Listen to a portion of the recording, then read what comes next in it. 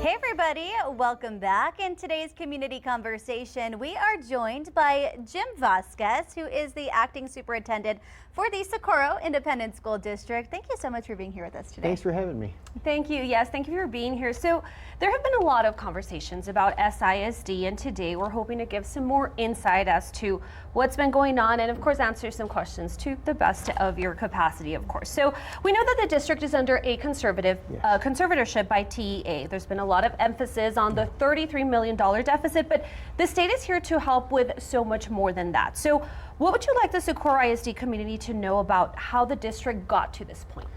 So it's a variety of factors that led us to this point. One factor is that we're now a district of declining enrollment. We're always a booming district, but now we have less students this year than we did the previous year. And we did a demographic study recently, and it showed that we are declining and should be declining for the next 10 years or so. We're currently at about 47,000 students. In 10 years, we should be at about 43,000 students. So we have declining enrollment for one. Next is there's chronic absenteeism in our schools. That's a nationwide problem. Just to give you an idea, pre-pandemic, we were at about 96% attendance. Now we're at 94%. And as you know, attendance equals dollars. That's how we collect our revenue through ADA. And that's all compounded by the fact that the state still has not funded us properly. There's still legislation out there that has not passed to properly fund our schools. And we're still being funded at pre-pandemic levels. We've had the same funding rate per student ratio since 2019. And as you know, inflation has increased extensively over the past several years.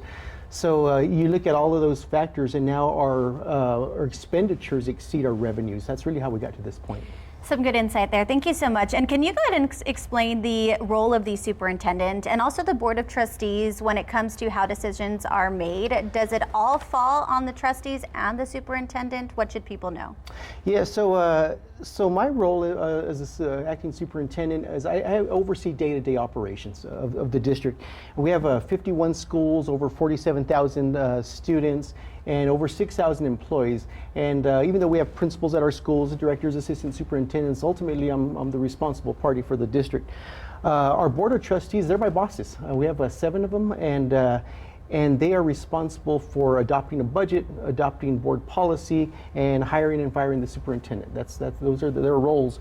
So we work in tandem with them, and there are certain things that we need to get approval, like for expenditures, construction projects, and so forth, that we would need their approval. So it's a good partnership to move the district forward. Yeah, and can you go ahead and explain the collaboration with the district's financial department and HR to build a successful plan moving forward? Yeah, so in any organization, HR and finance play a crucial role. Just to give you an idea, 89% of our annual budget goes towards employee salaries and employee benefits. So in order to make that happen, both departments have to work in tandem.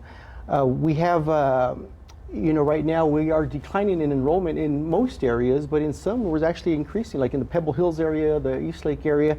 So right now we're trying to right-size the district where there's less students, so we're moving those teachers to areas of the schools where there's an increase in students.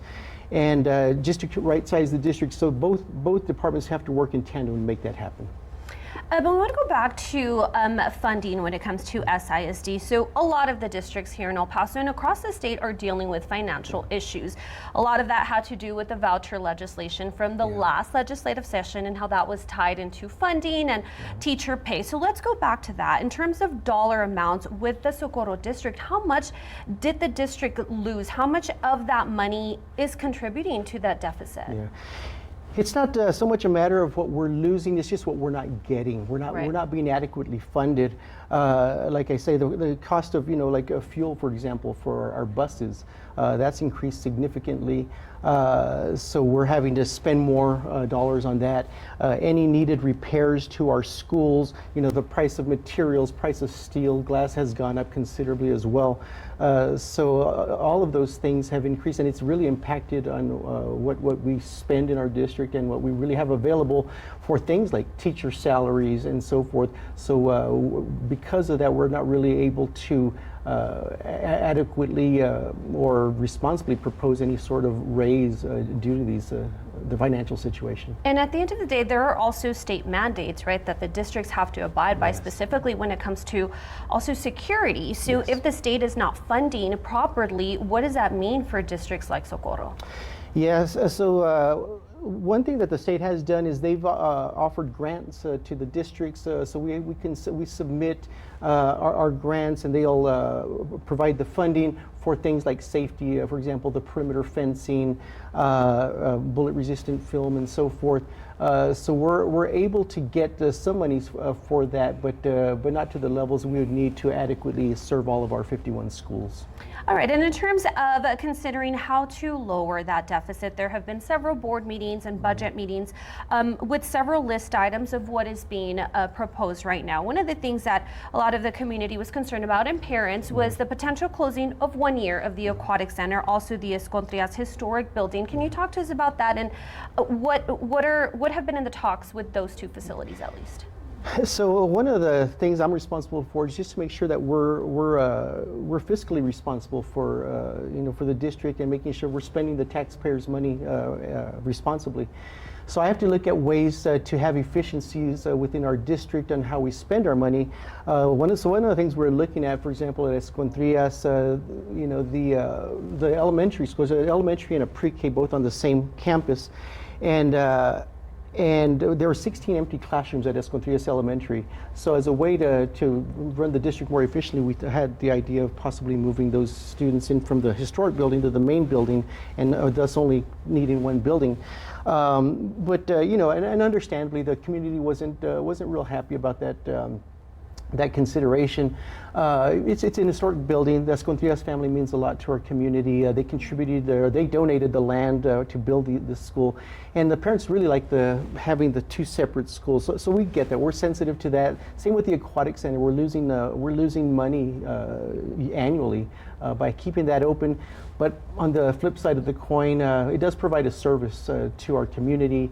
Our swim teams use it. The swim clubs use it, and just community members. So we need to be sensitive to that as well. So challenging times, we're going to need to make some tough decisions, but we hope to have final decisions on that in the next week or so. But nothing has been finalized as of yet. Yeah, and you've touched on enrollment quite a few times within this conversation so far. Let's talk a little bit more about that and what's being done to address declining enrollment. One of the things we're looking at is, incentives, coming up with a program to not only help with attendance, but also to help with our enrollment. El Paso is a more mobile community than it used to be. All of the major districts have open enrollment, so families are free to choose any of our local school districts to attend school, plus the charters. And so it's going to be a matter of all the districts at some point with declining enrollment in all major districts. We're going to be competing for a smaller pool of students. So I'd anticipate we're going to need to have some sort of incentives and really just build a better product. We need to make sure that we're attracting the students into our community. All right, well, thank you so much. Our conversation here is going to continue with Mr. Vasquez this morning, so don't go anywhere because we'll be right back after the break with him. Yeah, we're going to discuss the search for the next superintendent and also some of the positive things that are happening within the district, because I'm sure there's plenty of them. That's right. All right, Jana, thank you so much. Let's continue our community conversation this morning with Acting Socorro ISD Superintendent Jim Vasquez. Yes, and earlier we discussed all of the things that the district is doing moving forward. And again, thank you for being here with us this morning. So one of the things on that to-do list is to find the next superintendent. What qualifications is the district looking for? So the board just recently hired TASB, the Texas Association of School Boards, to conduct the superintendent search. And they've been meeting with the board individually just to start building the profile to see what they're looking for in the next leader of our district. They've also spoken with cabinet members, and my understanding is they'll be reaching out to the community as well to build that profile to help find our next leader. Yeah, and you just wrapped up some campus visits. I believe 51 campuses, right, correct? that's right. Tell us a little bit about that and I guess what you learned. It was a really great experience. One of the things when I assumed this role a couple of months ago, there's a level of distrust and a lot of uncertainty in the district. So I just want to make sure I went out to each of the campuses, met with the faculty and staff from each campus, just to let them know what's going on exactly from the district. I want them to hear it from me, how we got in this situation, what the next several months are going to look like, and then just answer any questions that they have. They have a lot of questions. There was a lot of uncertainty. So I was able to do that, and they went extremely well. I feel that they felt a sense of comfort knowing that where we're headed, and now they heard directly from me rather than from their friends or from social media. So I think there was a level of comfort after I left those campuses. And Jim, this may be a temporary position for you, but we just talked earlier, you're from the El Paso community, graduated from Riverside High School, familiar with SISD. Yes. What would you say you are most proud of when it comes to SISD? Our schools. We've, during these difficult times, it's been challenging, lots of distractions, but our campuses have, kept their heads down, kept the machine moving, and they're taking care of business out there. We just received preliminary scores on our end of course exams and STAR exams, and we did outstanding. And that's a credit to our students, to our hardworking teachers, and our school administrators, just to keep the focus on what's important, which is student learning. And we did extremely well. As a matter of fact, I know we did better than the state and the region in all tested areas. As a matter of fact, in comparison with other districts across the region, we're at the top or near the top in every category. So we're extremely proud of that. Yeah, and let's talk about misconceptions within SISD, of course. Is there anything that you would like to clear up for the SISD community? Absolutely. We are not a broken district. We face a lot of challenges right now and lots of tough decisions to be made in the coming weeks and months. But we're not a broken district. As I just stated, academically we're doing outstanding. We have great programs, CTE, our athletics programs are great, fine arts programs. At the elementary level, we have STEAM academies, fine arts academies. So at the campus level, great things are happening. We're extremely proud of that. Matter of fact, this weekend, we're over 3,000 of our students will be graduating. Yes. Friday and Saturday, we'll be having graduations all day. So great time of year, and we're extremely proud of all of our students for their achievements. So getting ready to wrap up this year and going into that summer break, everyone's probably looking forward to that. But what's coming up next year with the district? Is there any new initiatives? What's happening? So as I mentioned earlier, one of the things that we're focusing on is attendance and enrollment. We're looking at creative ways to increase both of those.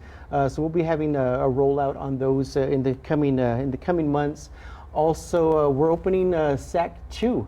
We're completing our 2017 bond, and that's one of the final projects. It's a state-of-the-art, beautiful complex.